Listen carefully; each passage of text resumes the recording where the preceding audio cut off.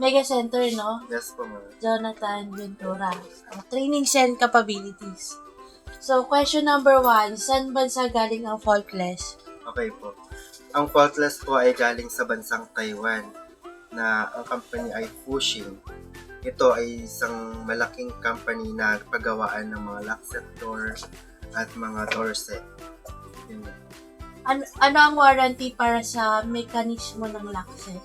Ang warranty po ng mekanismo ng mga lock set ay tumatagal po ng 25 years warranty. And sa color naman po ay 5 years warranty para sa mga nag-fade po na colors sa katagalan po, sa pabago-bago ng po. Yeah, so, ang internal parts niya is 25 na taong warranty laban sa sira, and the 5 years is Sa mga pagbabago ng color mismo nung pag-fade. yes. Ano ang tawag sa deadbolt na may susian sa harap at likod? Sa deadbolt naman na may susian sa harap at likod ay tinatawag po itong double cylinder. Ito po ay ginagamit po sa mga salaming pinto para po sa seguridad ng family. Yes, so karaniwang ginagamit karaniwan dahil po na-offer natin kapag may salamin yung pintuan.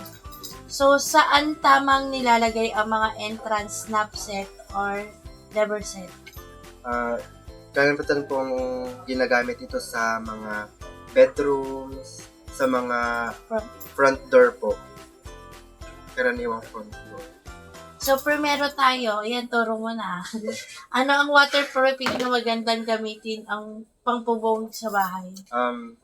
Ginagamit po ito, water-based po, primero water-based multi-seal para po sa pantakip sa bubong ng Angkop bahay. na bubong. O, angkop na bubong. Sa bubong, dahil sa, same lang din, 3-in-1 tapos may lumalaban sa init at Nawala yung ganun talaga. agar. Lumalaban sa init at tubig. So, ano ang waterproofing na magandang gamitin pang roof deck naman?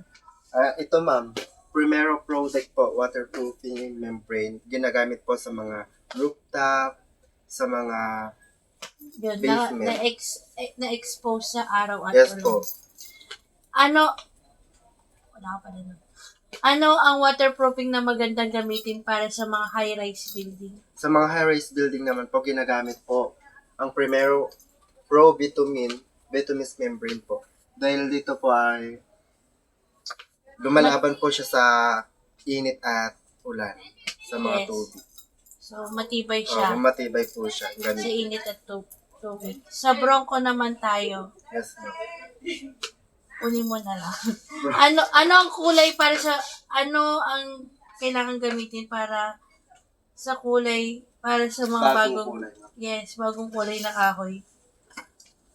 Ito po yung para sa mga bagong kahoy. Ito po yung karaniwang Bronco. ginagamit. Bronco NGR wood stain. At ito naman pong isa, ang Bronco oil wood stain naman po ay karaniwan pong ginagamit ito sa mga lumang kahoy para po sa mga dating na finish na po, ito po yung karaniwang ginagamit, ang Bronco oil wood stain.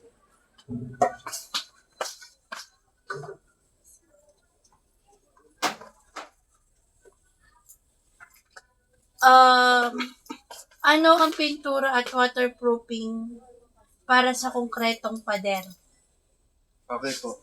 Ito naman pong Bronco Elastomeric Waterproofing Paint po. Ginagamit po itong para po sa sumasabay po itong elastomeric na ito sa paggalaw po ng mga pader dahil At nagsisilbi din po siyang waterproofing. waterproofing para po sa pader.